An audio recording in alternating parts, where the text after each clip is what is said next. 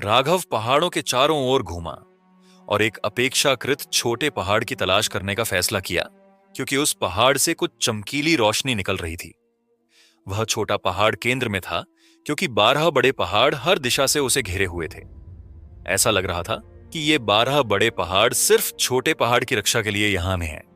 लगता है कि छोटे पहाड़ में कुछ महत्वपूर्ण है, राघव ने सोचा। जब राघव उस छोटे पहाड़ पर पहुंचा तो उसने कई छोटी गुफाएं देखीं, जो छोटे पहाड़ के चारों ओर चक्कर लगा रही थीं। गिनती करने के बाद उसे पता चला कि कुल 12 गुफाएं थीं, लेकिन एक गुफा को छोड़कर बाकी सभी गुफाओं के दरवाजे एक प्रकाश अवरोध से ढके हुए थे। यह वही अवरोध था जो राघव ने 3 प्राचीन देवताओं की यादों में देखा था। यह देखकर राघव समझ गया कि अगर वह अन्य गुफाओं में प्रवेश करना चाहता है तो उसे अलग स्तर की ताकत की आवश्यकता होगी, जो अवरोध को तोड़ने के लिए पर्याप्त शक्तिशाली हो। जब राघव छोटे पहाड़ की ओर आ रहा था तो उसने जो रोशनी सबसे पहले देखी थी वह पहली गुफा से निकल रही थी, जिस पर कोई अवरोध नहीं था। चूंकि पहली गुफा के दरवाजे पर कोई अवरोध नहीं था, इसीलिए राघव उसमें प्रवेश कर गया। थोड़ी देर चलने के बाद उसकी नजर गुफा की दीवारों पर पड़ी। रात में सितारों की तरह चमकने वाले कई चमकीले पत्थर उस पर जड़े हुए थे। आध्यात्मिक क्रिस्टल। जब राघव ने उन पत्थरों को देखा तो वह आश्चर्य से जोर से चिल्ला उठा। यह वास्तव में एक क्रिस्टल खदान थी। राघव इतना चौंक गया कि वह कुछ समय के लिए उबर नहीं पाया। यह एक क्रिस्टल खदान थी जो सोने के सिक्कों से भी अधिक कीमती आध्यात्मिक पत्थर पैदा करती थी। राघव आध्यात्मिक पत्थरों से अपेक्षाकृत परिचित था, क्योंकि उसने एक बार सिल्वर मून संप्रदाय के शिवराज के हाथ में एक आध्यात्मिक पत्थर देखा था। उस समय जब उसने पत्थर के बारे में पूछा तो शिवराज ने उसे आध्यात्मिक पत्थरों के बारे में सब कुछ समझाया। उन्होंने यह भी कहा कि जब वह अपने निजी काम के लिए संप्रदाय से बाहर गए और आध्यात्मिक पत्थर के संपर्क में आए तो वह भाग्यशाली थे। आध्यात्मिक पत्थर एक प्रकार का क्रिस्टल था जिसमें स्वर्ग और पृथ्वी की आध्यात्मिक ऊर्जा होती थी। इस क्रिस्टल के भीतर मौजूद ऊर्जा को न केवल मानव शरीर द्वारा अवशोषित किया जा सकता था, इसके अलावा यह आध्यात्मिक हथियारों को परिष्कृत करने के लिए एक अनिवार्य सामग्री थी और इसका उपयोग शक्ति स्रोत के रूप में एक शक्तिशाली सरणी गठन स्थापित करने के लिए भी किया जा सकता है। यदि सरणी स्थापित करने में आध्यात्मिक पत्थरों का उपयोग किया जाता है तो यह सरणी के समय और शक्ति को भी बहुत बढ़ा देगा। आध्यात्मिक पत्थरों के उपयोग की एक विस्तृत श्रृंखला थी और बाजार में उनका बहुत महत्व था। आध्यात्मिक पत्थरों को 3 ग्रेडों में विभाजित किया गया था। निम्न ग्रेड आध्यात्मिक पत्थर, मध्य ग्रेड आध्यात्मिक पत्थर और उच्च ग्रेड आध्यात्मिक पत्थर एक अकेला निम्न ग्रेड। आध्यात्मिक पत्थर 100 सोने के सिक्कों के बराबर था, जो 10,000 चांदी के सिक्कों के बराबर थे। दूसरी ओर एक मध्य ग्रेड आध्यात्मिक पत्थर 1,000 सोने के सिक्कों के बराबर था, जबकि एक अकेला उच्च ग्रेड आध्यात्मिक पत्थर 10,000 सोने के सिक्कों के बराबर था। मैं अमीर हूं, मैं अमीर हूं। राघव एक पागल आदमी की तरह हंसने लगा। आध्यात्मिक क्रिस्टल को ध्यान से देखने पर राघव को पता चला कि वे सभी क्रिस्टल निम्न ग्रेड आध्यात्मिक क्रिस्टल थे। भले ही वे केवल निम्न ग्रेड आध्यात्मिक पत्थर थे, लेकिन इस गुफा में इन निम्न ग्रेड आध्यात्मिक पत्थरों की गिनती नहीं थी। राघव ने इन निम्न ग्रेड आध्यात्मिक पत्थरों में से कुल 1,000 को खोद निकाला। उन आध्यात्मिक पत्थरों को दूर रखने के बाद वह गुफा से बाहर चला गया। बाहर निकलने के बाद उसने एक बार फिर छोटे पहाड़ को घेरे हुए 12 गुफाएं और सभी दिशाओं से छोटे पहाड़ को घेरे हुए 12 बड़े पहाड़ देखे। उन 12 बड़े पहाड़ों और छोटे पहाड़ में 12 गुफाओं को ध्यान से देखने पर राघव इस निष्कर्ष पर पहुंचा कि वे 12 छोटी गुफाएं इन 12 बड़े पहाड़ों से जुड़ी हुई थीं। आध्यात्मिक क्रिस्टल की खदानें वास्तव में उन बड़े पहाड़ों के अंदर हैं, लेकिन उन 12 बड़े पहाड़ों की खदानों की ओर ले जाने वाले दरवाजे छोटे पहाड़ में 12 गुफाएं थीं। जैसे ही राघव ने इसके बारे में सोचा, वह स्वर्गीय मोती के रहस्यों से और भी अभिभूत हो गया। यह स्वर्गीय मोती वास्तव में कहां से आया है? यह स्वर्गीय मोती किस प्रकार का खजाना है? वह जितना अधिक सोचता उतना ही बेचैन होता जाता। छोड़ो, शायद भविष्य में मुझे अपने इन सवालों का जवाब मिल जाए, लेकिन एक बात निश्चित है कि मुझे इसे अच्छी तरह से छिपाना होगा। अगर किसी को स्वर्गीय मोती के बारे में पता चलता है तो केवल एक चीज मेरा इंतजार कर रही होगी, और वह है आपदा। एक लंबी सांस लेने के बाद उसने अन्य 11 गुफाओं को देखा। पहली गुफा में निम्न ग्रेड आध्यात्मिक पत्थरों की खदान है। मान लीजिए कि दूसरी और तीसरी गुफा में क्रमशः मध्य ग्रेड आध्यात्मिक पत्थर और उच्च ग्रेड आध्यात्मिक पत्थर की खदान है। तो वास्तव में उन अन्य 9 गुफाओं में क्या है?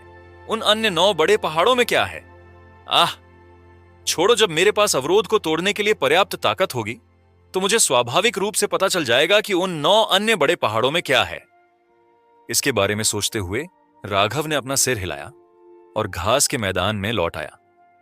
वह वहां बैठ गया, थोड़ी देर के लिए ध्यान किया और फिर अपनी स्थिति को समायोजित किया और स्वर्गीय मोती की दुनिया से बाहर चला गया। एक बार फिर उसने खुद को बिस्तर पर पाया। कुछ समय बाद राघव कमरे से बाहर आया और खाने पीने के लिए रेस्तरां में गया। वेटर ने उसे उसके द्वारा ऑर्डर किए गए व्यंजन परोसे। जब वेटर जाने वाला था तो राघव ने अचानक पूछा, वेटर कश्यप परिवार द्वारा आयोजित नीलामी कब शुरू होगी?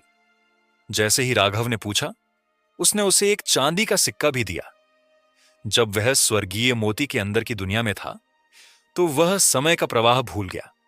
इसलिए वह भ्रमित हो गया कि स्वर्गीय मोती के अंदर की दुनिया में प्रवेश करने के दिन से कितना समय बीत चुका है। चांदी का सिक्का देखकर वेटर की आंखें चमक उठीं। उसने जल्दी से चांदी का सिक्का लिया और अपनी जेब में रख लिया और कहा, ग्राहक नीलामी 2 घंटे में शुरू होगी। क्या आपके कोई अन्य प्रश्न है महोदय? नहीं, धन्यवाद, राघव ने वेटर से कहा। फिर वेटर चला गया। जब राघव ने सुना कि नीलामी आधिकारिक तौर पर शुरू होने में केवल 3 घंटे बचे हैं तो वह थोड़ा आश्चर्यचकित हुआ। मैंने कभी नहीं सोचा था कि मैंने स्वर्गीय मोती के अंदर की दुनिया में 3 दिन बिताए हैं। फिर उसने अपने व्यंजन खाने शुरू कर दिए और थोड़ी देर शराब पीने का आनंद लिया और फिर अपने बिलों का भुगतान किया और रेस्तरां से निकल गया। उसने एक व्यक्ति से कश्यप परिवार के नीलामी घर का पता पूछा और सीधे कश्यप परिवार के नीलामी घर में चला गया। इस बीच कश्यप परिवार के नीलामी घर ने अतिथियों को प्रवेश करने की अनुमति देना शुरू कर दिया था। हालांकि अभी ज्यादा लोग प्रवेश नहीं कर रहे थे। आखिरकार नीलामी शुरू होने में अभी कुछ समय बाकी था। नीलामी घर के दरवाजे पर परिचारकों की एक पंक्ति खड़ी थी। राघव नीलामी के दरवाजे पर ही पहुंचा था कि एक सुंदर परिचारिका आगे आई और उसका अभिवादन किया और सम्मान पूर्वक पूछा, अतिथि, क्या मैं जान सकती हूं कि आप बोली लगाने या बेचने के लिए यहां हैं? दोनों मेरा मतलब है कि मेरे पास बेचने के लिए कुछ है, चूंकि यह बहुत कीमती है, इसलिए कृपया अपने प्रबंधक को बुलाएं। राघव ने सुंदर परिचारिका से कहा। अतिथि, कृपया मेरे पीछे आइए। परिचारिका का रवैया और भी विनम्र हो गया। जब उसने राघव की बात सुनी, वह राघव को नीलामी घर में ले गई और उसे एक छोटे कमरे में ले गई। इस कमरे के बीच में एक बड़ी मेज थी और मेज के चारों ओर कुर्सियां थीं। राघव को बैठने और इंतजार करने के लिए कहने के बाद वह चली गई। कुछ समय बाद वह अपने पीछे एक अधेड़ उम्र के आदमी के साथ वापस आई। वह अधेड़ उम्र का आदमी राघव के सामने आया और एक कुर्सी पर बैठ गया। फिर मुस्कुराते हुए कहा, मैं इस नीलामी घर का प्रबंधक हूं। मेरा नाम हारून है। क्या मैं जान सकता हूं कि आप क्या बेचना चाहते हैं? अधेड़ उम्र के आदमी की बात सुनकर राघव ने अपना सिर हिलाया और नीलामी घर के प्रबंधक के सामने 100 निम्न ग्रेड आध्यात्मिक पत्थर रखे। मेज पर निम्न ग्रेड आध्यात्मिक पत्थरों को देखकर प्रबंधक हारून की आंखें चमक उठीं। निम्न ग्रेड आध्यात्मिक पत्थर हारून ने मेज से एक आध्यात्मिक पत्थर उठाया और आश्चर्य से जोर से चिल्लाया। जब राघव नीलामी घर आ रहा था तो उसने कुछ पैसे कमाने के लिए 100 निम्न ग्रेड आध्यात्मिक पत्थरों की नीलामी करने के लिए पूरी तरह से सोच लिया था। आखिरकार आध्यात्मिक पत्थर बहुत ही आकर्षक थे। वह यहां आध्यात्मिक पत्थरों का उपयोग करके कुछ भी नहीं खरीद सकता था। अतिथि, क्या आप इन आध्यात्मिक पत्थरों को हमारे कश्यप परिवार के नीलामी घर को बेच सकते हैं? हम इसकी मूल कीमत के अनुसार 10,000 सोने के सिक्के देंगे। हारून ने राघव से कुछ उम्मीद भरी नजरों से देखते हुए पूछा। नहीं, मैं इनकी नीलामी करना चाहता हूं। राघव ने बिना किसी दूसरे विचार के उसे अस्वीकार कर दिया। क्या मजाक है? अगर नीलामी में रखा जाए तो इन 100 निम्न ग्रेड आध्यात्मिक पत्थरों को 10,000 सोने के सिक्कों से अधिक में बेचा जा सकता है। वह उन्हें नीलामी घर को क्यों बेचेगा? ओह, ठीक है, हारून ने निराशा में कहा। अतिथि को हमारे वीआईपी कमरे में ले जाओ और उसकी अच्छी सेवा करो।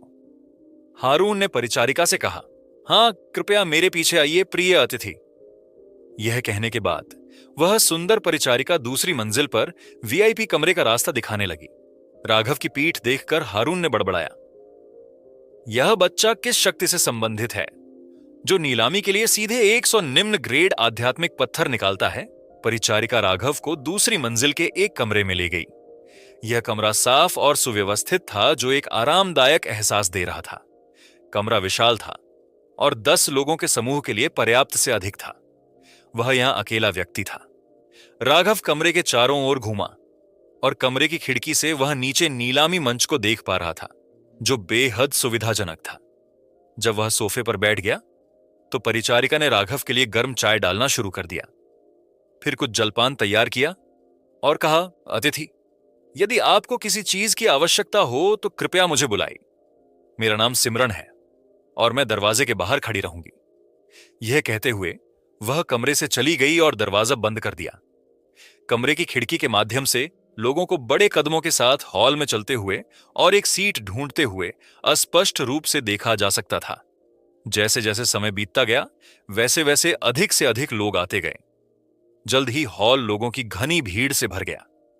हॉल में सीटें प्रति सीट 100 चांदी के सिक्के हैं और वहां लगभग 1000 सीटें हैं। यह कश्यप परिवार नीलामी घर केवल हॉल में सीटों से 1 लाख चांदी के सिक्के प्राप्त करने में सक्षम है, और वहां वे निजी कमरे भी हैं।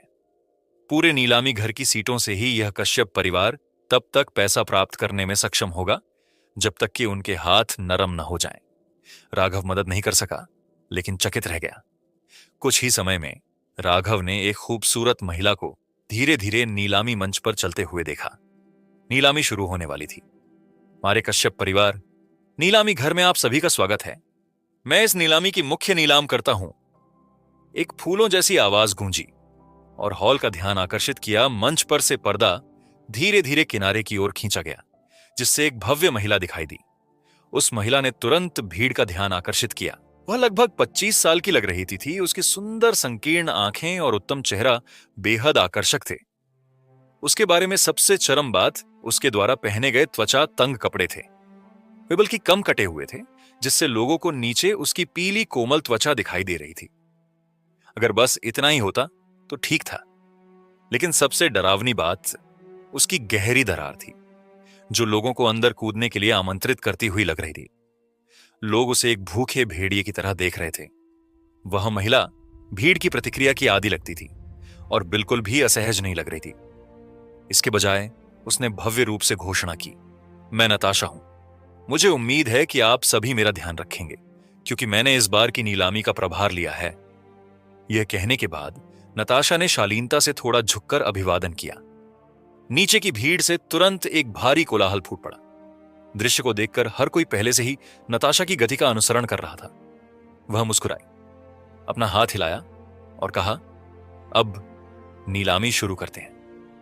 नताशा के शब्दों के बाद एक युवा लड़की अपने हाथ में एक बड़ी ट्रे लेकर मंच पर चढ़ी, जो एक लाल कपड़े से ढकी हुई थी। जब युवा लड़की ने लाल कपड़ा उठाया तो ट्रे पर रखी वस्तु सभी की आंखों के सामने आ गई। यह क्रिम्सन कवच था। नताशा की आकर्षक आवाज गूंजी, यह क्रिम्सन कवच पूरी तरह से वायु तांबे से बना है। यह एक प्रसिद्ध शिल्पकार से था और इसकी रक्षा चौंकाने वाली है। यह एक उच्च स्तरीय सामान्य हथियार है। यह क्रिम्सन कवच इस बार हमारी पहली वस्तु है। न्यूनतम मूल्य 5000 चांदी के सिक्के निर्धारित किया गया है। प्रत्येक बोली पिछली बोली से कम 1000 चांदी के सिक्के अधिक होनी चाहिए। अब बोली शुरू करें। 5000 चांदी के सिक्के, 6000 चांदी, 1000 चांदी, पद्दर 700 चांदी के सिक्के अनगिनत। बोली लगाने वाले तुरंत हरकत में आ गए, लेकिन नीलामी अभी शुरू हुई है, इसलिए हर कोई अभी भी बहुत आरक्षित था। राघव मदद नहीं कर सका, लेकिन अपना सिर हिलाया। यह क्रिम्सन कवच निश्चित रूप से 20,000 चांदी के सिक्कों से अधिक में बेचा जाएगा। इसीलिए नताशा ने इतनी कम शुरुआती कीमत रखी थी, यह धीरे धीरे सभी को लुभाने और धीरे धीरे सभी के मूड को उत्साहित करने के लिए था। एक लड़ाई में मुख्य बात प्रतिद्वंद्वी को मारना था, लेकिन रक्षा भी महत्वपूर्ण है।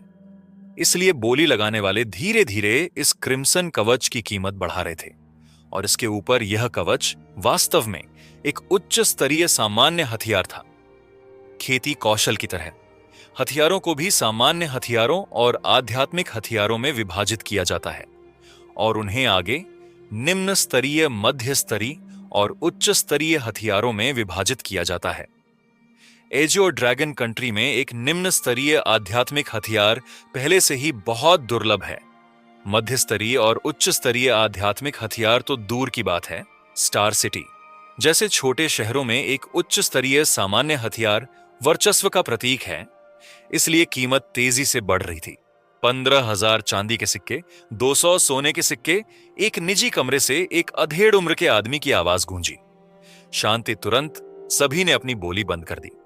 इस बोली में कुल 5,000 चांदी की वृद्धि हुई थी, यह देखने के बाद कि कोई भी बोली नहीं लगा रहा था। नताशा ने कहा, 200 सोने के सिक्के एक बार, 200 सोने के सिक्के 2 बार, 200 सोने के सिक्के 3 बार। क्रिम्सन कवच के लिए सफलतापूर्वक बोली लगाने के लिए कमरा नंबर 4 के बोली लगाने वाले अतिथि को बधाई। इस कवच को खरीदकर आप इस बार नीलामी के पहले विजेता बन गए हैं। बधाई नताशा के शब्द अतिथियों को सहज और आरामदायक बनाने के लिए पूरी तरह से तैयार किए गए थे। यहां इस तरह के नीलामकर्ता के साथ कुछ भी बेचने में सक्षम होने के बारे में चिंता करने की कोई आवश्यकता नहीं थी। राघव जिस कुर्सी पर बैठा था उस पर झुक गया। बेची जाने वाली पहली कुछ वस्तुएं सामान्य हथियार, कुछ जड़ी बूटियां और अयस्क थे। राघव को इन चीजों में कोई दिलचस्पी नहीं थी। उसने उन्हें देखने की जहमत भी नहीं उठाई। हालांकि कुछ जड़ी बूटियां और अयस्क अच्छी खासी कीमत पर बिके। उसने जो सबसे ज्यादा कीमत सुनी वह 600 सोने के सिक्के थीं। इसके तुरंत बाद नीलामी के लिए 4 से 5 अलग अलग प्रकार की दुर्लभ और कीमती औषधीय सामग्री की एक श्रृंखला थी। राघव ने इन थोड़ी अफवाह वाली जड़ी बूटियों के बारे में सुना था। अगली अंतिम वस्तु है शून्य अग्निफल। यह सुनकर राघव का शरीर अचानक हिल गया। फिर उसकी आंखें नताशा के हाथ के पास गहरे लाल फल पर टिकी रहीं। नताशा ने मुस्कुराते हुए इसका परिचय दिया। यह एक चमत्कारी फल है जो ब्लैक क्लाउड फॉरेस्ट के गहरे क्षेत्र से आता है। इसमें स्केल्ड आर्मर्ड बीस्ट की सुरक्षा भी थी। इसका सेवन करने के बाद कोई भी मार्शल कलाकार के शरीर की कठोरता को बढ़ा सकता है। यह उनकी ताकत को भी बढ़ा सकता है। शून्य अग्निफल की शुरुआती कीमत 500 सोने के सिक्के हैं और प्रत्येक बोली में न्यूनतम 50 सोने के सिक्के की वृद्धि होनी चाहिए। जैसे ही नताशा ने बोलना समाप्त किया, राघव ने तुरंत कहा, 500 सोने के सिक्के। भले ही इस समय उसके पास उतना पैसा नहीं है, लेकिन उसे एक 100 निम्न ग्रेड आध्यात्मिक पत्थर बेचने के बाद विश्वास था वह काफी कमाएगा। दूसरों ने भी उसका अनुसरण किया। 600 सोने के सिक्के, 700 सोने के सिक्के, 75 सोने के सिक्के। शून्य अग्निफल की कीमत लगातार तेजी से बढ़ रही थी। 1000 सोने के सिक्के। राघव ने यह कीमत पुकारते समय भौहें तक नहीं चढ़ाई। इस तरह का आध्यात्मिक फल वही था जिसकी उसे अपनी ताकत को और बढ़ाने के लिए तत्काल आवश्यकता थी। त्वचा को ठोस बनाने और रक्षा को मजबूत करने में सक्षम होने का मतलब था कि यह एक व्यक्ति की ताकत को एक निश्चित सीमा तक बढ़ाने में सक्षम था, और यह उसे क्यूई संघनन क्षेत्र में तोड़ने में भी मदद कर सकता है। 1000 एक सोने के सिक्के, 1000 2 सोने के सिक्के। अन्य लोगों ने अभी भी इस फल को नहीं छोड़ा और अभी भी ऊंची और ऊंची बोली लगा रहे थे। जैसे ही राघव फिर से बोली लगाने वाला था, एक आवाज गूंजी, 2000 सोने के सिक्के। यह बगल के कमरे से आता है। कमरा नंबर 2 के इस अतिथि ने 2000 सोने के सिक्के की बोली लगाई है। क्या कोई और है जो जोड़ना चाहता है? नताशा की आकर्षक आवाज सभी को सुनाई दी। एक बार फिर शून्य अग्निफल की बोली बढ़ने लगी। 2200 सोने के सिक्के, 2300 सोने के सिक्के। यह देखकर राघव ने थोड़ी देर सोचा और कहा, 3000 सोने के सिक्के, एक बार 3000 सोने के सिक्के, 2 बार 3000 सोने के सिक्के, 3 बार। कमरा नंबर 1 से शून्य अग्निफल के बोली लगाने वाले अतिथि को इस आध्यात्मिक फल के लिए सफलतापूर्वक बोली लगाने के लिए बधाई नताशा ने खुशी से घोषणा की कि शून्य अग्निफल राघव का था। शून्य अग्निफल प्राप्त करने के बाद राघव अपनी कुर्सी पर संतुष्ट होकर झुक गया। उसके चेहरे पर मुस्कान लगभग चौड़ी हो रही थी। अब उसके पास अंततः क्यूई संघनन क्षेत्र में अपनी सफलता बनाने का मौका है। क्यूई संघनन क्षेत्र में कदम रखने के बाद वह प्राचीन औषधि भगवान की यादों के अवरोध को तोड़ सकता है। उन यादों के साथ विलय करने के बाद वह उनका उपयोग अपने लिए कर सकता है। यहां वह बहुत खुश महसूस कर रहा था और नीलामी घर के एक छोटे से कमरे में प्रबंधक हारून वर्तमान में कश्यप परिवार के अन्य 2 सदस्यों के साथ बैठा था। क्या तुम कह रहे हो कि यह 15 या 16 साल का बच्चा है? उसने तुम्हें नीलामी के लिए 100 आध्यात्मिक पत्थर दिए। लगभग 55 वर्ष की आयु के एक बूढ़े व्यक्ति ने अपने दाहिने हाथ से अपनी लंबी सफेद दाढ़ी को सहलाते हुए कहा, हां दूसरे बुजुर्ग, यह सच है। वह बच्चा वर्तमान में हमारे नीलामी घर के कमरा नंबर 1 में बैठा है। हारून ने अपने सामने बैठे बूढ़े व्यक्ति से कहा। तो यह पता चला कि ये बूढ़े लोग उन आध्यात्मिक पत्थरों के बारे में बात कर रहे थे जो राघव ने उन्हें नीलामी के लिए दिए थे। उसने लापरवाही से नीलामी के लिए 100 आध्यात्मिक पत्थर निकाले। मुझे लगता है कि वह निश्चित रूप से किसी शक्ति से संबंधित है। शायद हमारे केयर एज्योर ड्रैगन कंट्री के उन 5 महान संप्रदायों या शाही परिवार से केवल इन शक्तियों के पास निम्न श्रेणी के आध्यात्मिक पत्थरों की खदान है। दूसरे बूढ़े व्यक्ति ने कहा, नहीं तीसरे बुजुर्ग, अगर वह बच्चा वास्तव में 5 महान संप्रदायों या शाही परिवार से संबंधित होता तो उसके पास पैसों की कोई कमी नहीं होती। वह कुछ सोने के सिक्कों के बदले में हमारे नीलामी घर में निम्न श्रेणी के आध्यात्मिक पत्थरों को चूसने के लिए यहां नहीं आता। कश्यप परिवार के दूसरे बुजुर्ग ने कहा, मुझे लगता है कि दूसरे बुजुर्ग सही हैं। मैंने पहले ही इसकी जांच कर ली है। उस बच्चे के पास बॉडी टेम्परिंग क्षेत्र के 9वें चरण की ताकत है और वर्तमान में हमारे स्टार सिटी के एक छोटे परिवार द्वारा नियंत्रित एक सराय में रह रहा था। हारून ने कश्यप परिवार के अन्य बुजुर्गों से कहा।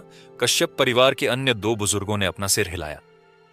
अगर वह बच्चा इनमें से किसी भी शक्ति से संबंधित नहीं है तो उसके पास इतने निम्न श्रेणी के आध्यात्मिक पत्थर कैसे हैं? और मुझे उस पर संदेह है कि उसके कब्जे में अभी भी कुछ निम्न श्रेणी के आध्यात्मिक पत्थर हैं। कश्यप परिवार के दूसरे बुजुर्ग ने कहा, वह निश्चित रूप से किसी प्रकार के भाग्य का सामना कर रहा होगा या किसी विशेषज्ञ के कुछ खंडहरों की खोज करके इन आध्यात्मिक पत्थरों को अपने हाथों में ले लिया होगा। तीसरे बुजुर्ग ने थोड़ी देर सोचने के बाद यह सिद्धांत निकाला और अन्य दोनों से कहा, हां मुझे भी लगता है कि यही मामला है। वैसे भी हम उस बच्चे के बारे में कुछ नहीं जानते हैं। अगर हम उसके खिलाफ जाना चाहते हैं तो हमें हर कदम बहुत सावधानी से उठाना होगा। दूसरे बुजुर्ग ने कहा, दूसरे बुजुर्ग इसके बारे में क्या ख्याल है? हम रात में उस बच्चे पर हमला करने के लिए क्यूई संघनन क्षेत्र के कुछ विशेषज्ञों को भेजेंगे। अगर हमारे आदमी कुछ भी हासिल करने में विफल रहते हैं तो इसका मतलब होगा कि कोई विशेषज्ञ उसे पीछे से बचा रहा है। उस समय हम तुरंत पीछे हट जाएंगे और उस बच्चे पर फिर कभी हमला नहीं करेंगे।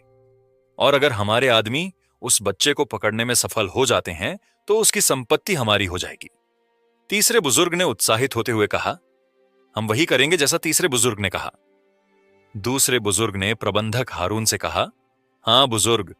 उनके बीच चर्चा समाप्त होने के बाद वे खड़े हो गए और चले गए। दूसरी ओर राघव वर्तमान में मेज पर रखे फलों को एक एक करके खाते हुए नीलामी का आनंद ले रहा था। उसे यह भी नहीं पता था कि खतरा उसके पीछे मंडरा रहा है। मंच पर नताशा वर्तमान में एक एक करके वस्तुओं की नीलामी कर रही थी। उसने राघव को एक टोकन लाने के लिए किसी को भेजा जो शून्य अग्निफल खरीदने में सक्षम होने का प्रमाण था। जब नीलामी समाप्त हो जाएगी तो वह काउंटर पर टोकन दे सकता है और बिल का भुगतान करने के बाद शून्य अग्निफल प्राप्त कर सकता है। कुछ समय बाद एक युवा लड़की नीलामी मंच पर एक गोली की बोतल लाती है। नताशा ने कहा, इस गोली की बोतल के अंदर 5 मूल मजबूत करने वाली गोलियां हैं। मूल मजबूत करने वाली गोली मूल कोर क्षेत्र के मार्शल कलाकारों द्वारा उपयोग की जाने वाली एक औषधीय गोली। यह उनकी खेती की गति के साथ साथ उनके शरीर में आध्यात्मिक ऊर्जा की मात्रा को भी बढ़ा सकती है। भले ही यह औषधीय गोली एक दुर्लभ गोली थी, लेकिन यह किसी भी मेडिकल स्टोर में पाई जा सकती है। कई लोगों में कोई दिलचस्पी नहीं थी, और यहां तक कि ऐसे लोग भी थे जिन्होंने तिरस्कार में कहा, कश्यप परिवार का नीलामी घर कब इतना नीचे गिर गया। वे वास्तव में मूल मजबूत करने वाली गोलियों की नीलामी कर रहे हैं। ये गोलियां दवा की दुकान पर 1000 सोने के सिक्कों में बिकती हैं। बिल्कुल इस तरह की वस्तु की नीलामी करने की कोई आवश्यकता नहीं है। जल्दी करो और इसे अगली वस्तु में बदलो। लोगों की भीड़ चिल्लाने लगी। सभी लोग कृपया शांत रहें। नताशा की अभिव्यक्ति नहीं बदली। ऐसा लगता है कि वह लंबे समय से जानती थी कि ऐसा होगा। जब नताशा ने अपना हाथ उठाकर सभी को शांत रहने के लिए कहा तो हॉल शांत हो गया। सभी लोग, ये कोई साधारण मूल मजबूत करने वाली गोलियां नहीं है, नताशा ने कहा। यह देखकर कि हर कोई उसकी ओर देख रहा है, वह मुस्कुराई और कहा, सभी जानते हैं कि प्रतिभाशाली कीमियागरों द्वारा परिष्कृत औषधीय गोलियों में सामान्य रूप से अधिकतम 70% से अधिक की शुद्धता होती है। 62% से 75% शुद्धता की गोली को परिष्कृत करने में सक्षम होना बेहद मुश्किल है। हालांकि मेरे हाथ में मूल मजबूत करने वाली गोलियों में 80% की शुद्धता है। एक बार 80% शुद्धता की मूल मजबूत करने वाली गोली का सेवन किया गया और खेती के लिए उपयोग किया गया, तो खेती की गति में वृद्ध सामान्य मूल मजबूत करने वाली गोली की तुलना में सीधे दोगुनी हो जाएगी। यदि यह एक मूल कोर क्षेत्र के मार्शल कलाकारों को दिया जाता, जो एक लंबे समय के बाद एक बाधा में फंस गए थे और तोड़ने में असमर्थ थे, यदि वे इस मूल मजबूत करने वाली गोली का सेवन करते हैं तो उनके पास टूटने की 90% संभावना होगी, जैसा कि अपेक्षित था। नताशा के शब्दों ने हॉल के भीतर हलचल पैदा कर दी। हॉल में कई लोगों को इस पर बिल्कुल भी विश्वास नहीं हुआ। जहां तक वे जानते थे, 75% शुद्धता की एक औषधीय गोली को पहले से ही अफवाह के अस्तित्व के रूप में माना जा सकता था। यह देखकर नताशा ने जारी रखा, सभी लोग, इन 5 मूल मजबूत करने वाली गोलियों को हमारे कश्यप परिवार के नीलामी घर द्वारा व्यक्तिगत रूप से सत्यापित किया गया है। इसके अलावा हमारे कश्यप परिवार की विश्वसनीयता को सभी द्वारा मान्यता प्राप्त है। नताशा के शब्द सुनकर हॉल में कई लोगों ने अपना सिर हिलाया। कश्यप परिवार ने वास्तव में अपनी नीलामी के दौरान कोई भी अविश्वसनीय काम नहीं किया था। कमरा नंबर 1 के अंदर राघव के चेहरे पर आश्चर्य का भाव देखा जा सकता था। 80% शुद्धता। राघव ने कभी कल्पना नहीं की थी कि इतनी उच्च शुद्धता वाली औषधीय गोली इस छोटे शहर में दिखाई दे सकती है। 80% की शुद्धता यह दिखाने के लिए पर्याप्त थी कि जिस कीमियागर ने इस मूल मजबूत करने वाली गोली को परिष्कृत किया था, वह बहुत समृद्ध अनुभव और असाधारण प्राकृतिक प्रतिभा का कीमियागर था। राघव के पास वर्तमान में केवल बॉडी टेम्पलिंग क्षेत्र के 9वें चरण की ताकत थी। वह मूल कोर क्षेत्र तक पहुंचने से अब भी बहुत दूर था। यह मूल मजबूत करने वाली गोली केवल मूल कोर क्षेत्र के मार्शल कलाकार द्वारा उपयोग किए जाने के लिए थी, इसलिए उसे इसकी आवश्यकता नहीं है। यह मूल मजबूत करने वाली गोली हमारे कश्यप परिवार द्वारा मार्शल किंग क्षेत्र के विशेषज्ञ ने खंडहर में बहुत प्रयास और जनशक्ति खर्च करके प्राप्त की गई थी, नताशा ने लोगों की भीड़ से कहा। यह सुनकर राघव समझ गया कि ये गोलियां इस समय के कीमियागर द्वारा परिष्कृत नहीं की गई थीं। यह शायद उस समय के कीमियागर द्वारा परिष्कृत की गई थी जब खंडहर का मालिक जीवित था। इस बोतल में कुल 5 गोलियां हैं और इन मूल मजबूत करने वाली गोलियों की शुरुआती कीमत 5000 सोने के सिक्के होंगी। प्रत्येक बोली में कम से कम 100 सोने के सिक्के की वृद्धि होनी चाहिए, नताशा ने कहा। 6000 सोने के सिक्के, 7000 सोने के सिक्के, 10,000 सोने के सिक्के। जैसे ही नताशा ने इन मूल मजबूत करने वाली गोलियों के लिए बोली शुरू करने के लिए कहा, लोगों की भीड़ इन गोलियों के लिए लड़ने लगी। ये लोग वास्तव में बहुत अमीर हैं। मुझे नहीं पता उन 100 निम्न श्रेणी के आध्यात्मिक पत्थरों की नीलामी करके मैं कितना पैसा कमा सकता हूं। यह इन मूल मजबूत करने वाली गोलियों से अधिक होना चाहिए। आखिरकार भले ही 80% शुद्धता वाली गोलियां बहुत दुर्लभ हैं, लेकिन कम शुद्धता वाली इस प्रकार की गोलियां हर जगह पाई जा सकती हैं। लेकिन यह एक और मामला है। अगर यह आध्यात्मिक पत्थरों के बारे में है, भले ही किसी के पास पैसा हो, वे आध्यात्मिक पत्थर नहीं खरीद पाएंगे। आध्यात्मिक पत्थर बहुत दुर्लभ हैं। 12,000 सोने के सिक्के। अचानक एक आवाज ने राघव को उसकी कल्पना की दुनिया से बाहर निकाल दिया। मूल मजबूत करने वाली गोलियों की कीमत पहले ही बढ़कर 12,000 सोने के सिक्के तक पहुंच गई थी। इस समय इन मूल मजबूत करने वाली गोलियों के लिए बोली लगाने वालों की आवाज शांत हो गई। 12,000 सोने के सिक्के, एक बार 12,000 सोने के सिक्के, 3 बार इन मूल मजबूत करने वाली गोलियों के लिए सफलतापूर्वक बोली लगाने के लिए। यहां इस अतिथि को बधाई। नताशा ने मूल मजबूत करने वाली गोलियों के लिए बोली लगाने वाले व्यक्ति को बधाई दी। अब हमारी अंतिम वस्तु का समय आ गया है। कृपया सभी अपनी आंखें खोलें और इस वस्तु के लिए बोली लगाने के लिए तैयार रहें, क्योंकि यह आप सभी के लिए इस वस्तु का मालिक बनने का जीवन में केवल एक ही मौका है। नताशा की खूबसूरत आवाज गूंजी, क्योंकि सभी ने एक युवा लड़की को लाल कपड़े से ढकी हुई ट्रे पकड़े हुए मंच की ओर चलते हुए देखा, जिसमें कुछ छिपा हुआ था। जब कपड़ा हटाया गया तो सभी के सामने बहुत सारे चमकदार पत्थर दिखाई दिए।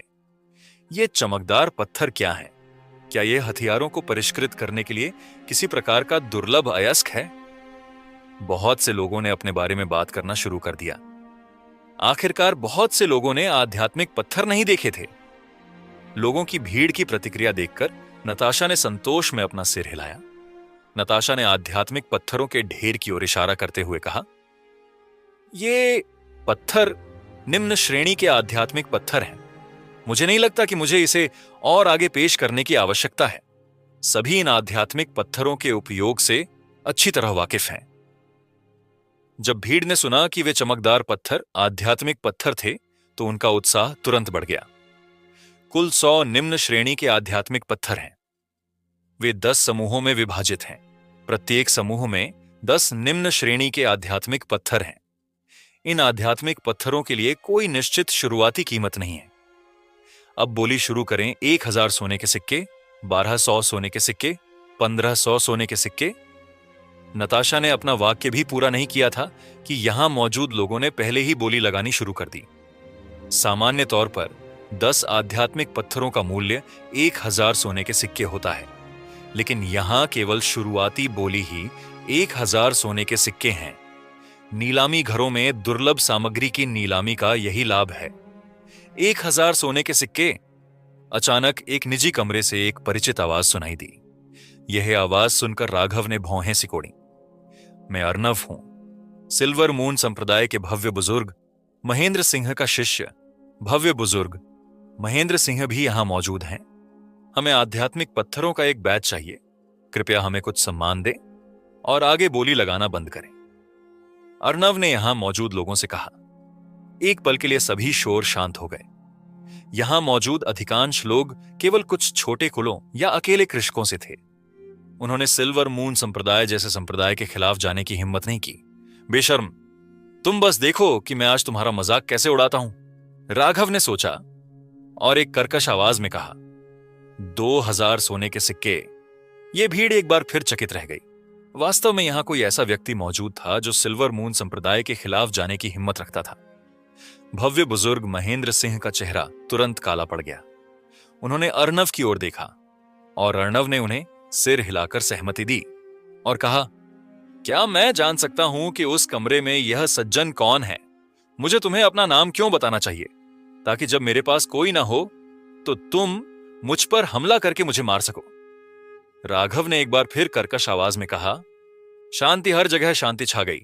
अर्नव और भव्य बुजुर्ग महेंद्र सिंह का चेहरा थोड़ा सा हिल गया। नहीं, यहां ये दोस्त हमारा वह मतलब नहीं है। हम सिर्फ उन आध्यात्मिक पत्थरों को लेना चाहते हैं। कृपया हमें कुछ सम्मान दें। सिल्वर मून संप्रदाय के भव्य बुजुर्ग महेंद्र सिंह ने अपना गुस्सा दबाते हुए विनम्रतापूर्वक कहा, मुझे तुम्हें सम्मान क्यों देना चाहिए?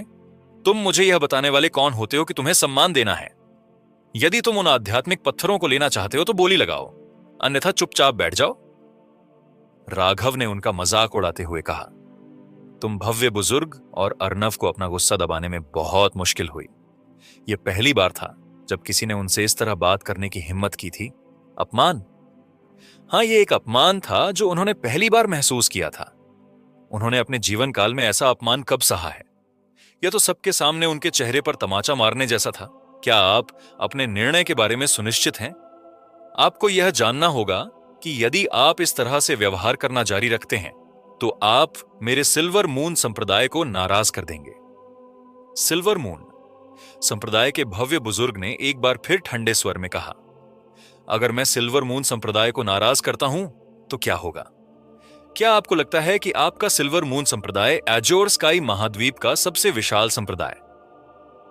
राघव ने एक बार फिर एक तीर चलाया जो सीधे भव्य बुजुर्ग महेंद्र सिंह के दिल में लगा। क्रोध के आवेश में भव्य बुजुर्ग अपनी सीट से उठ खड़े हुए और राघव को कोसने ही वाले थे कि अर्णव ने उन्हें वापस पकड़ लिया। गुरुजी पहले बोली लगाते हैं हम नीलामी घर से बाहर आने के बाद उसे देखेंगे। अर्णव ने अपने गुरु से कहा। हुम्फ भव्य बुजुर्ग ने नाक सिकोड़ी और अपनी सीट पर लौट आए। अर्णव ने अपनी बोली जारी रखी। 2100 सोने के सिक्के, 2200 सोने के सिक्के। राघव ने उसका पीछा किया। तुम बहुत बढ़िया, 2500 सोने के सिक्के। इस बार राघव ने बोली जारी नहीं रखी, यह देखकर कि दूसरी पार्टी ने बोली नहीं लगाई। नताशा ने कहा, अगर कोई और बोली लगाने वाला नहीं है तो 10 आध्यात्मिक पत्थरों का पहला बैच सिल्वर मून संप्रदाय के भव्य बुजुर्ग का होगा। इन आध्यात्मिक पत्थरों को प्राप्त करने के लिए भव्य बुजुर्ग महेंद्र सिंह को बधाई। आइए हम आध्यात्मिक पत्थरों के अपने दूसरे बैच के साथ आगे बढ़ते हैं। नताशा ने यह कहा। यहां मौजूद लोगों ने बोली लगाना जारी रखा। आध्यात्मिक पत्थरों का दूसरा बैच स्टार सिटी की शक्ति द्वारा 2700 सोने के सिक्कों में खरीदा गया था। तीसरा बैच फिर से सिल्वर मून संप्रदाय के भव्य बुजुर्ग महेंद्र सिंह द्वारा 2900 सोने के सिक्कों में खरीदा गया था।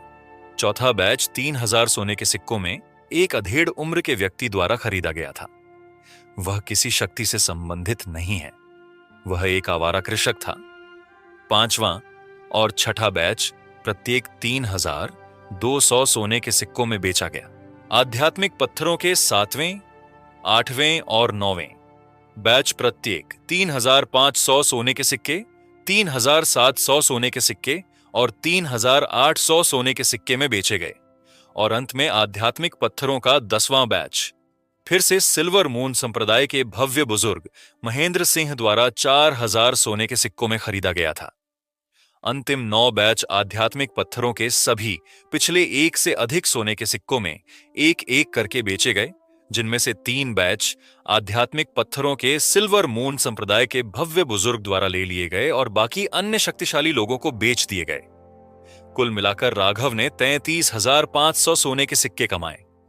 अचानक धन से वह इतना उत्साहित हो गया कि अपने कमरे में हंसने लगा। निम्न श्रेणी के आध्यात्मिक पत्थरों के सभी बैच बिक जाने के बाद नीलामी समाप्त हो गई। नीलामी के बाद राघव रास्ते का अनुसरण करते हुए एक काउंटर पर आया। फिर उसने उस अधेड़ उम्र के आदमी को अपना टोकन दिया जो उसके 0 अग्निफल खरीदने का प्रमाण था। जैसे ही अधेड़ उम्र का आदमी उसे 0 अग्निफल देने वाला था, प्रबंधक हारून आ जाता है। प्रबंधक हारून को आते देख उस अधेड़ उम्र के आदमी ने उसका अभिवादन किया। हमारे अतिथि को वह चीज दें जो उसने खरीदी है। प्रबंधक हारून ने सिर हिलाया और उस मध्यम आदमी से कहा, हां प्रबंधक, यहां 0 अग्निफल है। यह कुल 3000 सोने के सिक्के का है। मैं यहां से देख लूंगा, तुम जाओ। प्रबंधक हारून ने अधेड़ उम्र के आदमी से कहा और राघव की ओर मुड़ गया। अतिथि, यहां कुल 22,250 सोने के सिक्के हैं। नीलामी द्वारा लिए गए 10% ब्याज और 3000 सोने के सिक्के काटने के बाद, जिनसे आपने 0 अग्निफल खरीदा था। हारून ने राघव को सोने के सिक्कों से भरा बैग देते हुए कहा। राघव ने बैग लिया और 9 मंजिला शिवालय की पहली मंजिल पर रखने से पहले उसे गिना स्थानिक अंगूठी हारून की आंखें चमक उठीं। इतनी अच्छी चीजें प्राप्त करने के लिए उसे किस तरह का सौभाग्य प्राप्त होता है। हारून ने सोचा, क्या मैं अतिथि का नाम जान सकता हूं? हारून ने मुस्कुराते हुए पूछा। राघव ने पहले ही हारून की आंखों को देख लिया था। उनमें लालच था। वह अब यहां नहीं रहना चाहता। इसलिए वह मुड़ा और बड़े कदमों से नीलामी घर से बाहर चला गया। मुझे यहां आते समय अपनी पहचान और रूप छिपा लेना चाहिए था। कहावत सच है, धन आपदा लाता है। भविष्य में जब मैं कुछ करने जा रहा हूं तो मुझे और अधिक सावधान रहना होगा। राघव नीलामी घर से बाहर चला गया और जैसे ही वह अपनी सराय में जाने वाला था, उसकी नजर अचानक अपने पूर्व संप्रदाय के सदस्यों पर पड़ी। एक अर्णव था और दूसरा अर्णव का गुरु सिल्वर मून संप्रदाय का भव्य बुजुर्ग महेंद्र सिंह था। दुश्मन वास्तव में बार बार अपने रास्ते पार करते हैं। अगर वह महेंद्र सिंह यहां मौजूद नहीं होता तो मैं इस अर्णव को यहीं मार देता। क्यूई संघनन क्षेत्र का पहला चरण। भव्य बुजुर्ग ने अर्णव का वास्तव में अच्छा ख्याल रखा। राघव ने अर्णव का आकार देखा और पाया कि उसने वास्तव में क्यूई संघनन क्षेत्र में सफलता प्राप्त की है। राघव यह देखकर आश्चर्यचकित रह गया। उसने देखा कि वे किसी का इंतजार कर रहे थे। उसे अचानक उस पल का एहसास हुआ जब वह गुरु और शिष्य की इस जोड़ी का मजाक उड़ा रहा था। यह सोचते हुए वह मदद नहीं कर सका, लेकिन एक स्थायी भय महसूस कर रहा था। मुझे जल्दी करनी होगी और अपनी ताकत बढ़ानी होगी। राघव ने दूसरा रास्ता चुना और सराय में वापस चला गया। अपने कमरे में पहुंचने के बाद उसने दरवाजा बंद कर दिया और अपना ध्यान शुरू कर दिया। कुछ समय बाद जब उसकी स्थिति स्थिर हो गई तो उसने शून्य अग्निफल निकाला और उसे निगल लिया। मुझे उम्मीद है कि यह मुझे क्यूई संघनन क्षेत्र में सफलता प्राप्त करने में मदद कर सकता है। जब ऐसा होता है तो मैं अपनी सुरक्षा और भी अधिक सुनिश्चित कर सकता हूं और साथ ही सिल्वर मून संप्रदाय से अपना बदला लेने में एक कदम आगे बढ़ा सकता हूं। और मुझे 5 महान संप्रदायों की प्रतियोगिता में पंजीकरण के लिए शाही शहर भी जाना है। पंजीकरण समाप्त होने से पहले केवल 20 दिन बचे हैं। जैसे ही शून्य अग्निफल उसके पेट में प्रवेश करता है, ऊर्जा की एक अचानक वृद्धि इससे निकलती है और उसके शरीर के हर छिद्र में प्रवेश करती है। जब आध्यात्मिक ऊर्जा उसकी मेरिडियन में प्रवेश करती है तो यह फैलने लगती है। उसका शरीर मजबूत होने लगा। उसके शरीर से एक काला बदबूदार तरल निकलने लगा। यह उसके शरीर की अशुद्धियां थीं जो उसके शरीर के हर छिद्र से निकलती थी। उसने शून्य अग्निफल की आध्यात्मिक ऊर्जा के एक बड़े हिस्से को नियंत्रित किया और इसे स्तर बढ़ाने के लिए टकराया। उसके शरीर के अंदर से एक तेज आवाज आती है, लेकिन वह अगले चरण में टूटने में विफल रहा। मुझे एक बार फिर कोशिश करनी होगी। अभी भी कुछ आध्यात्मिक ऊर्जा बची है। राघव ने एक बार फिर शून्य अग्निफल से बची हुई बड़ी मात्रा में आध्यात्मिक ऊर्जा को नियंत्रित किया और उसे अदृश्य बाधा से टकराया जो उसके मजबूत होने के रास्ते में बाधा बन रही थी। दरार राघव के शरीर से कुछ टूटने की आवाज आती है और उसके आसपास की सारी आध्यात्मिक ऊर्जा उसके शरीर में दौड़ पड़ती है। उसके सभी मेरिडियन और हड्डियों को लगातार स्वर्ग और पृथ्वी की आध्यात्मिक ऊर्जा से पोषित किया जा रहा था। जब उसने अपनी आंखें खोली तो उसकी आंखें चमक रही थीं। वह उत्साह में पागल की तरह थोड़ी देर के लिए जोर से हंसा। क्यूई संघनन क्षेत्र का पहला चरण। मैंने आखिरकार क्यूई संघनन क्षेत्र में सफलता प्राप्त कर ली है और वापस वहीं आ गया हूं जहां मैं अपंग होने से पहले था। यह कैसी गंध है। यह बदबू आ रही है। जब राघव ने खुद को देखा तो उसने पाया कि वह काले तरल की एक मोटी परत से ढका हुआ था जो उसके शरीर पर जमने वाला था। इतनी अशुद्धियां, ऐसा लगता है कि मुझे नहाना होगा।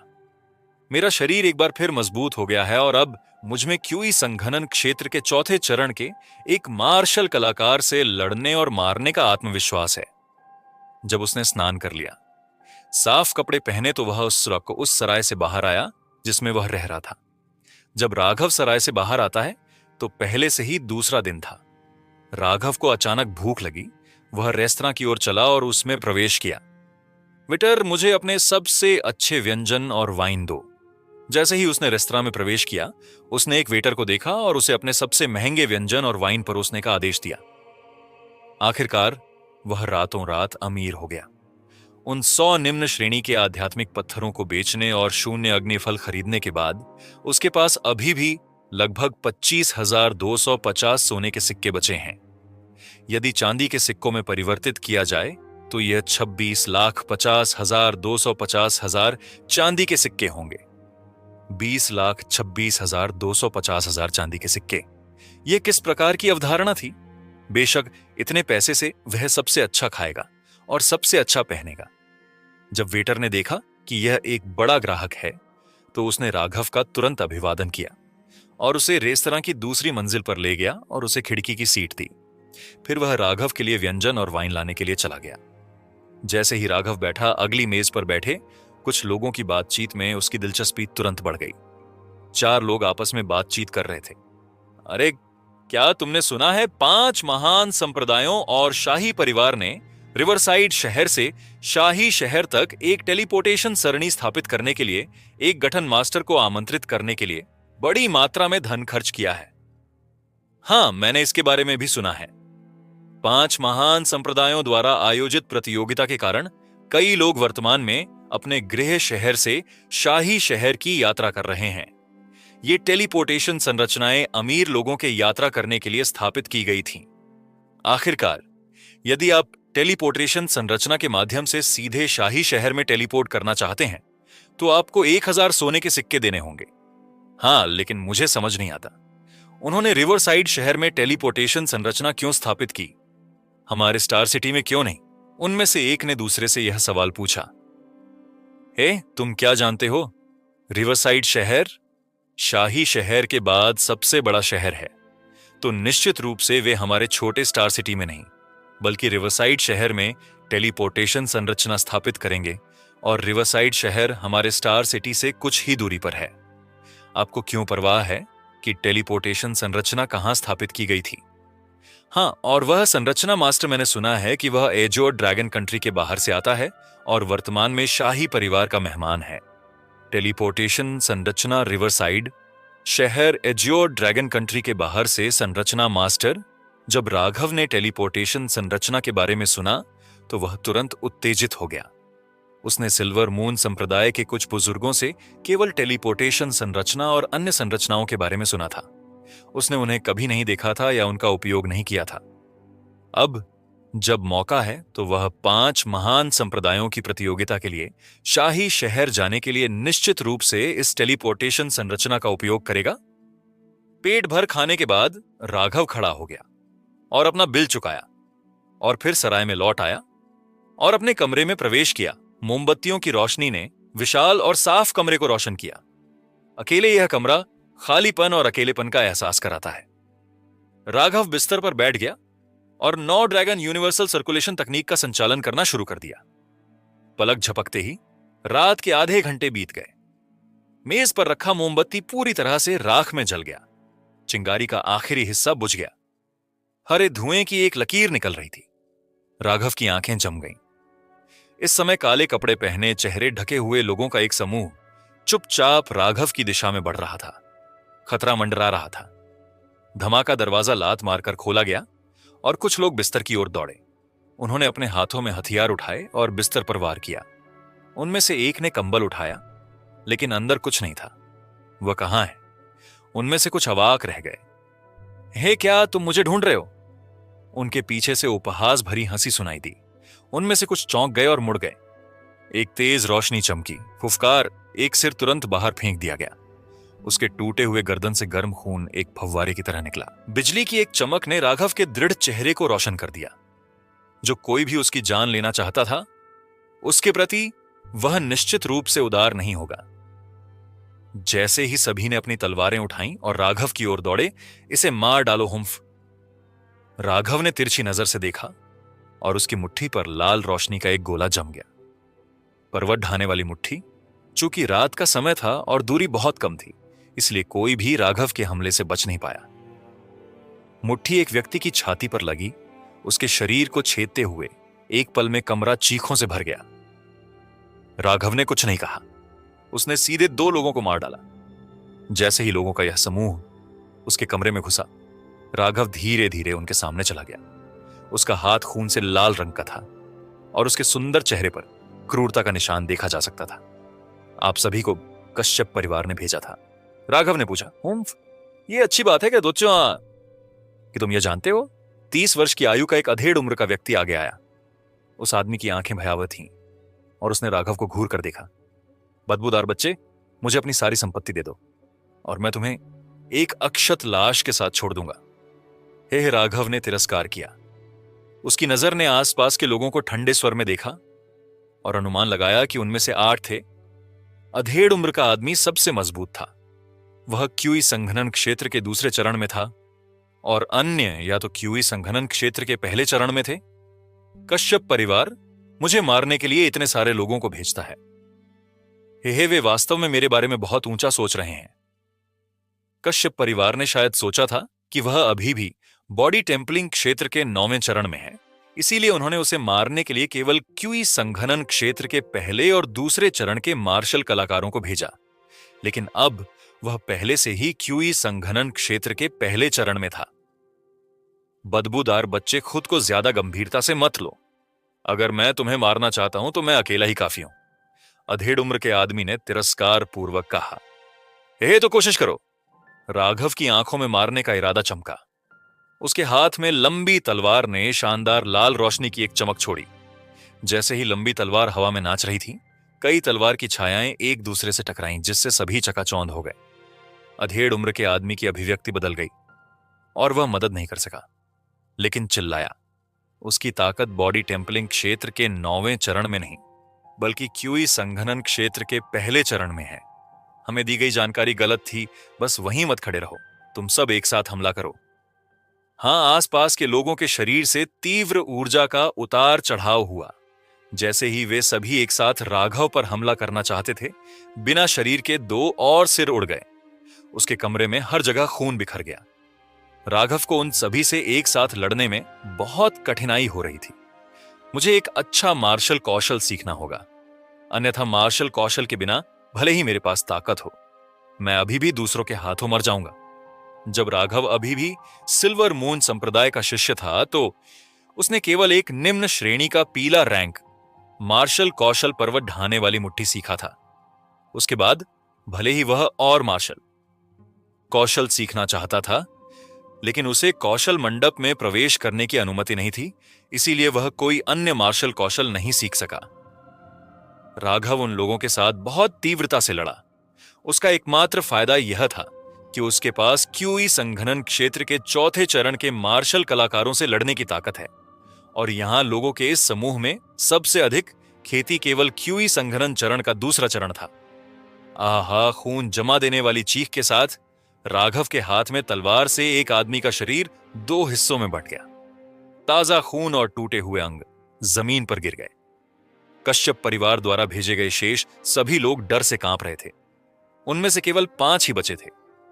अधेड़ उम्र का आदमी चौंक गया। उसने जल्दी से फटकार लगाई, तुम सब क्या कर रहे हो? हमला जारी रखो। इसके साथ ही वह अब वहां खड़े होकर देखने की हिम्मत नहीं कर रहा था। क्यूई संघनन क्षेत्र के दूसरे चरण का आभा उसके शरीर के भीतर से बिना संयम के फूट पड़ा। बच्चे, मरने की तैयारी करो। हे, मुझ पर आओ, राघव ने अधेड़ उम्र के आदमी को देखकर मुस्कुराते हुए कहा। अधेड़ उम्र के आदमी सहित सभी शेष 5 लोगों ने एक साथ राघव पर हमला किया। तलवार सभी प्रकार के प्रेत राघव की ओर दौड़ रहे थे। इतने सारे हमलों के झुंड के साथ शायद क्यूई संघनन क्षेत्र का तीसरा चरण का विशेषज्ञ भी सीधे इसका सामना करने की हिम्मत नहीं करेगा। भले ही राघव की लड़ने की ताकत उसकी खेती के क्षेत्र से कहीं अधिक मजबूत है, फिर भी उसने उनके सभी हमलों के खिलाफ सीधे जाने की हिम्मत नहीं की। राघव की आंखें मारने के इरादे से भर गईं। उसने तुरंत 9 ड्रैगन यूनिवर्सल सर्कुलेशन तकनीक की पहली परत का संचालन किया और स्वर्ग भक्षण दिव्य ड्रैगन के साथ संवाद किया। दहाड़ कहीं से एक ड्रैगन की दहाड़ निकली। राघव के पीछे एक ड्रैगन के सिर का एक सिलहूट दिखाई दिया और अपना मुंह खोला। राघव पर उतरने वाले सभी हमले तुरंत गायब हो गए और इसके साथ उस ड्रैगन का सिर भी गायब हो गया। यहां मौजूद सभी विशेषज्ञ जो उन्होंने देखा, उससे चकित थे। उनके हमले समुद्र में प्रवेश करने वाली मिट्टी की तरह थे। वे पूरी तरह से निगल गए थे। क्या हो रहा है उन्हें कोई समय दिए बिना राघव उन पर झपटा और कमरे में तुरंत कई तलवार की रोशनी दिखाई दी। उन सभी को ऐसा लग रहा था जैसे उन्हें भारी झटका लगा हो, क्योंकि उन्होंने खून का एक घूंट थूक दिया और पीछे की ओर उड़ गए। उनमें से 3 की मौके पर ही मौत हो गई। राघव को 8 से अधिक लोगों को इतनी आसानी से हराते हुए देखने के बाद अधेड़ उम्र का आदमी और जीवित बचा हुआ दूसरा आदमी डर से कांप रहे थे। उनका पिछला आत्मविश्वास पूर्ण रूप लंबे समय से बिना किसी निशान के गायब हो गया। इसकी जगह एक बड़ा डर था। हां, यह डर था, मौत का डर। वे अभी भी अवाक थे कि एक तलवार का वार निकला। जब अधेड़ उम्र के आदमी ने तलवार को देखा तो उसने देखा कि तलवार पहले से ही दूसरे आदमी के दिल में थी। यह देखकर अधेड़ उम्र के आदमी के दिमाग में केवल एक ही बात बची थी, भाग जाओ। वह भागना चाहता था, यह बहुत भयानक था। यह क्यूई शोधन क्षेत्र के पहले चरण के किसी व्यक्ति की ताकत कैसे थी? अधेड़ उम्र के आदमी का शरीर कांप गया। वह तुरंत मुड़ा और भागने लगा। तो दोस्तों, ये थी आज की कहानी। उम्मीद है आपको ये नॉवेल एक्सप्लेनेशन पसंद आया होगा। अगर आप किसी और नॉवेल को सुनना चाहते हैं या किसी कहानी के बारे में जानना चाहते हैं तो कृपया हमें कमेंट सेक्शन में बताएं। हम आपके लिए और भी रोमांचक और मनोरंजक कहानियां लाते रहेंगे। हमारे चैनल एफएस नोवेल एक्सप्लेनर को सब्सक्राइब करना ना भूलें और बेल आइकॉन को दबाएं ताकि आप हमारी कोई भी वीडियो मिस ना करें। और हां, अगले एपिसोड के लिए तैयार रहें क्योंकि कहानी में अभी और भी ट्विस्ट और टर्न आने बाकी हैं। मिलते हैं अगली कहानी में, तब तक के लिए अलविदा।